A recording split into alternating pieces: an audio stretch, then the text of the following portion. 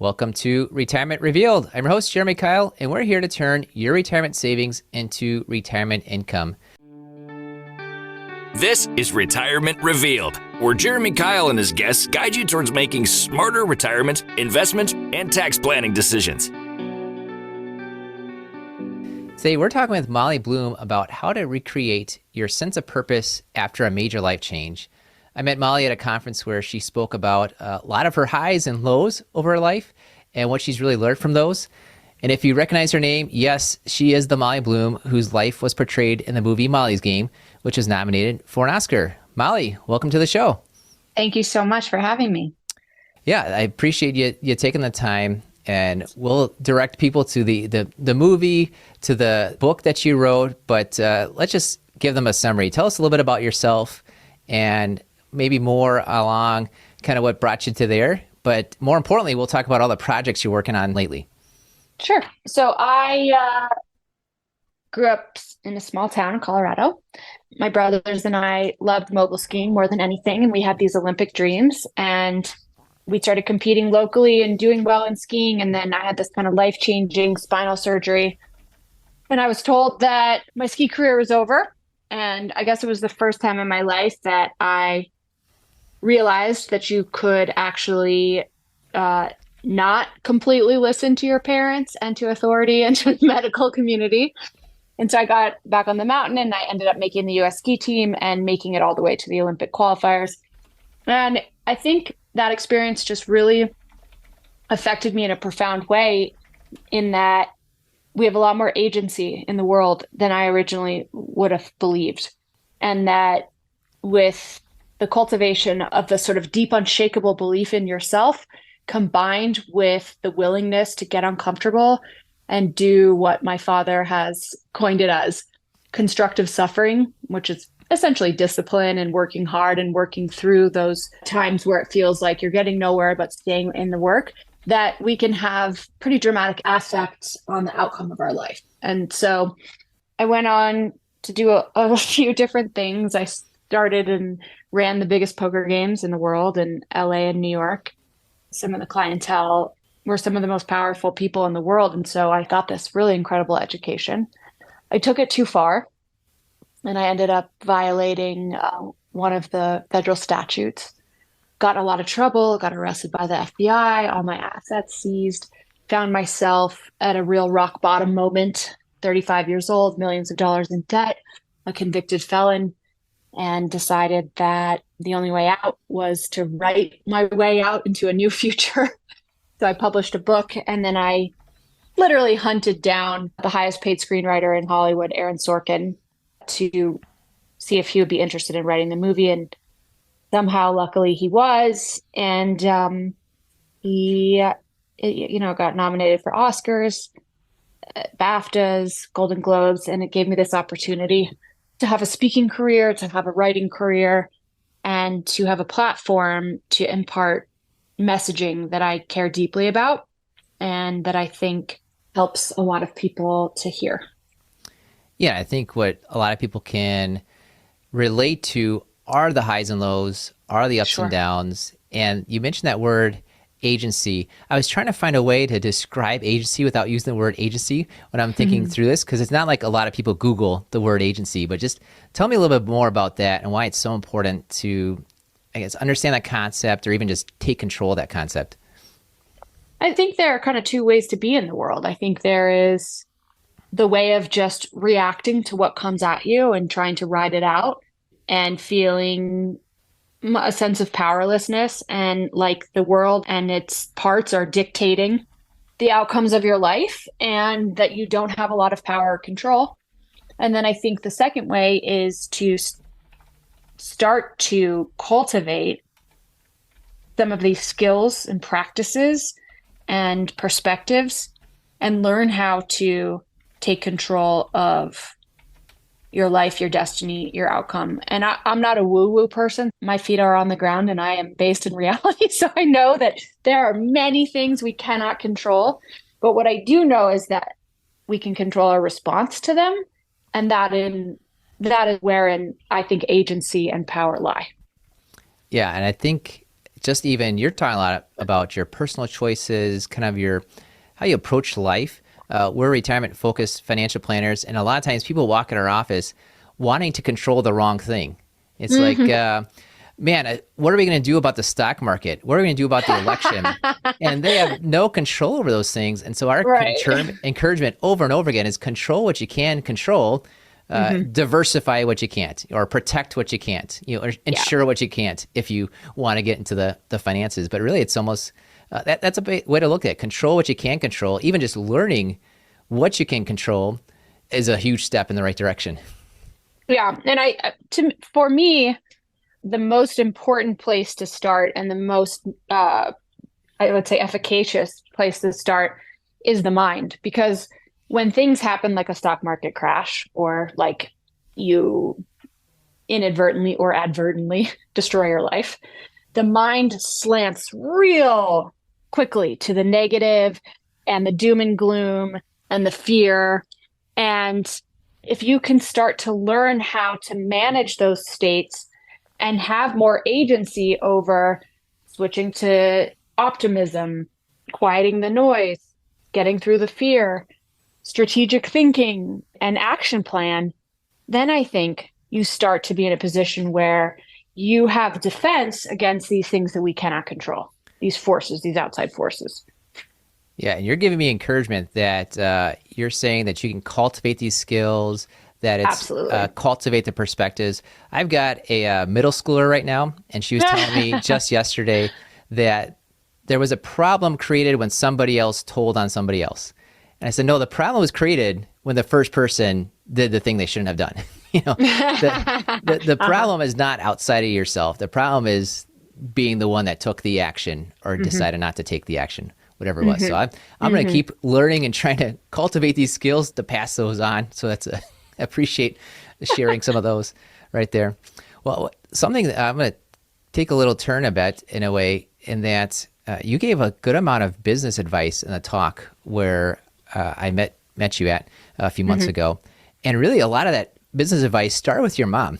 And Hmm. you relate a story where you had participated or were a part of helping run a poker game in LA. There's actors in LA, there's famous actors in LA. And you called her up and said, oh my goodness, these famous actors were in the same room as me last night. And just, you were kind of giving an idea of, this is amazing. What am I going to get out of it? And she stopped you right there Hmm. and said, okay, it's not about what you're going to gain from having this connection or being in that powerful room. You've got to try to give to others. You got to Hmm. answer questions for them that you weren't asked to solve. You gave a lot of kind of good life advice, business advice, Hmm. just from that interaction right there with your mom. Can you share a little bit more about that? Yeah. So I went home after being in that room, and I really wanted to stay in that room. I wanted to be invited back. I was exhilarated by the opportunity to be around these people. And, they're profound business people. And I was truly more interested in sort of like the CEOs and the heads of state than I was in the celebrities. Although it was really, I was in my early 20s. So, of course, seeing Leonardo DiCaprio was kind of a cool thing. But I just felt like I could learn so much more from some of the other people. And so I said, Mom, like, I went over this list of all the things I could potentially gain. And how am I going to do that? And she said, you need to look at what you can give and how you can become authentically incentivized by providing them with a great experience and helping them to feel taken care of and seen, heard, and remembered. And that shift right there uh, changed my life because so often you're confronted with an opportunity or you have a job or you have a relationship and the mind just naturally goes to what can I gain here, or how can I stay, or how can I maximize the most here? And I think that those are fine drives and impulses, but I think it's just a part of the picture. And I think that really figuring out how to create a win-win is the way. And so for me, I had to sort of refocus on, okay, my idea of success right now is to lift this room up, to help people feel happy and optimistic, to solve problems that I have not been asked to solve, to make people feel nurtured and taken care of. And that was just, I mean, that changed everything. It really did. And it didn't matter that these people had a full staff of humans that that were, sort of designated for that. It doesn't matter because those people are paid to do that.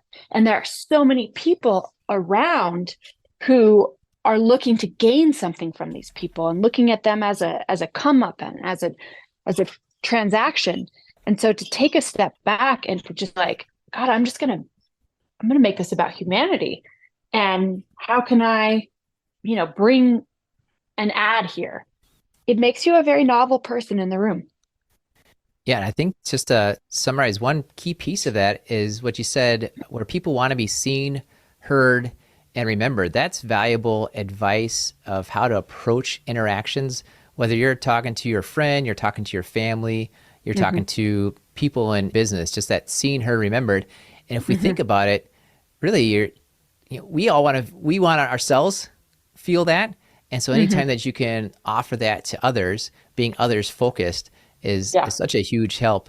We'll talk about kind of purpose and identities and roles in just a little bit, but I think that is where sometimes people have an issue with retirement, is that they're almost forgotten, or perhaps they're no longer seen in a certain light. And you've had a lot of different roles, kind of identities, if you want to say that, in your life. You've mentioned already, competitive skier, business owner, convicted felon, unfortunately, right? Author, professional speaker, or you've had all these different roles, and it seems like some of them maybe for you were forced on you, and yet some of them you kind of took that agency, took that control.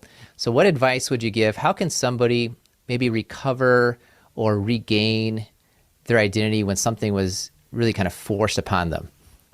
Well, the first thing that I would recommend to everyone, regardless of what position they're in their life, whether they're in a high point or low point, is to start a meditation practice. And the reason for that is there's real hard science behind a regular meditation practice that shows, and if you're interested in looking into this further, Sarah Lazar at Harvard does great work on this. It shows that a meditation practice reduces the gray matter in the amygdala, which is the fear center of the brain, and increases gray matter in the prefrontal cortex, which is the part of the brain that's responsible for creative thinking and executive functioning. And in my experience, what happens when you sit to meditate and you sort of force yourself to observe everything that's going on in the mind, but you take your focus and you place it back on the present moment or back on the breath over and over and over, what you're doing is you're training yourself to be in control of what you focus on. And what you focus on is what becomes of your life. And so there's real science behind it. The mind is the center of it all. And to be able to start to, I don't want to use the word master because I'm never going to master my mind.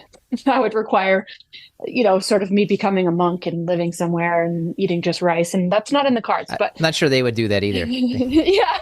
But getting to a place where you have much more control over your focus, over your mind, you're able to bypass some of the things that are not aligned with productivity or not aligned with optimism.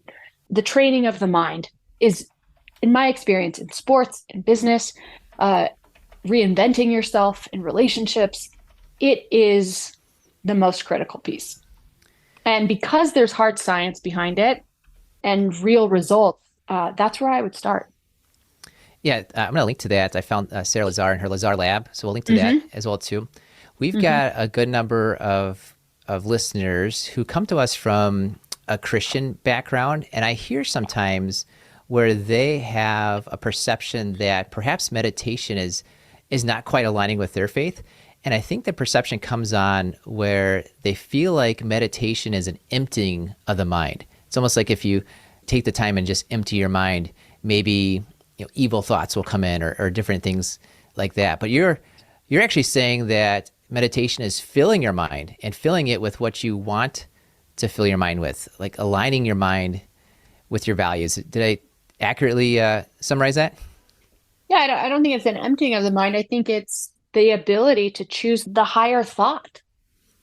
And that, this can help so much. It helps me so much live a spiritual life and practice spiritual principles because, we're all human and we have some of those drives for, impulses to do something that's not in accordance with integrity, that's not in accordance with our spiritual life. And, in my experience, it enriches my spiritual life. It enables me to practice spiritual principles much more effectively. Yeah, appreciate it. Thank you for sharing that. And you Yeah. mentioned earlier about celebrities, politicians. I just want to finish up with just one thought on there of a lot of times you see celebrities, you see rich people, politicians, whatever it is on the news, and you have this almost perception of what they're like. And you've been in the rooms. How would you say that a celebrity or just somebody famous, we'll go with just the word famous, how would you say they're different, and how would you say they're the same as regular folks? Oh man, I really think people are people. I think that celebrities probably have their guard up a little bit more because someone always wants something from them. Sometimes they feel that they don't have to play by the rules that the rest of the world plays by, which has been enabled by society. But for the most part, I really think people are people. Yeah, and I appreciate you saying that because a lot of us don't think that's the case. Well, if only I was like that person, things would be different. Or how easy do they have it because of these reasons? And it's not necessarily the case. It's maybe more amplified in different areas. I always think of the term extraordinary. It's extraordinary.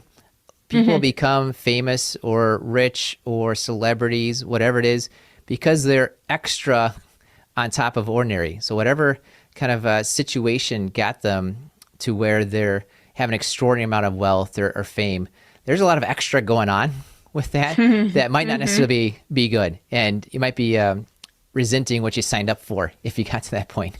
Absolutely.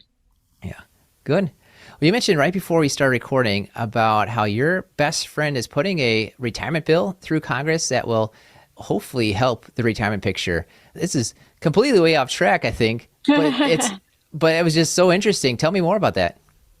Yeah, so they're trying to pass a bill in Congress. It's modeled after superannuation in Australia. And Prime Minister Keating took a look at what was happening in Australia with this ever increasing income gap and savings gap, and looking at what's happening to so many people and they're retiring without any wealth. And so he introduced superannuation, which is basically 3% of people's wages get invested into public markets. And under a certain income level, the government matches that 3%. And so what they found is before superannuation, the bottom 50% owned 7% of the nation's wealth. And 22 years later, after superannuation, the bottom 50% owned 23%. And the average wealth savings went from 100,000 to 500,000.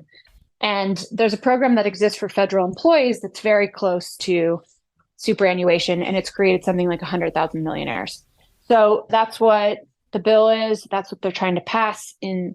And I'm helping out on this because I think it's so important. And I really look at it as a way to restore hope. Yeah, we talk about retirement planning and you should do this with your money. You should do this with your pension. That assumes you have money and you have a pension. Right, right. And a lot of times that's just not the case. Probably for the bottom 50% of wealth in any country, especially U.S., where we're talking to most people here listening in the U.S., they don't get the opportunity to make those choices. And yet there's so many right-left bickering of how do you fix that. I think just the idea of going towards what's worked other places is a good place to start. So how would somebody learn more information about that or maybe see how they could, lend their voice to it? Yeah, if they're interested, have them reach out to you and then you can connect them with me. I will do that. Absolutely. Okay. Good. And of course, anyone that's interested in that, reach out to us. It's podcast at KeilFP, KeilFP.com. Good. Well, Molly, we've got one more question for you. Before that, tell us what's the best way for people to learn about the work you're doing right now. Sure. I'm on social media, both Twitter and Instagram at I'm Molly Bloom. And anytime I'm working on something or coming out with a new book or podcast or anything, it'll be on there. Yeah, we'll get all the links there. Speaking of your book, I loved your book. Obviously, Thank you. You can't have a good adapted screenplay nomination unless it's adapted from something that's good to begin with. And Thank with you. that, we love giving away books. We love education on our podcast. So the first 3 people that email us, podcast at KeilFP.com, we will send you a copy of Molly's book. And you can get the real story, the full story, before you get to the movie. Although I tell you, the movie and the book are so incredibly similar. There's not a big change, right? There's not. Sometimes you hear that with movies. Right. Yeah. I guess Good. Aaron thought there was enough drama There you go. in the real story. Awesome. Well, Molly, a final question for you. Tell us something about yourself that few people know about. And remember, this podcast is rated clean. Okay. There's this big misconception that I am an excellent poker player, and I am not.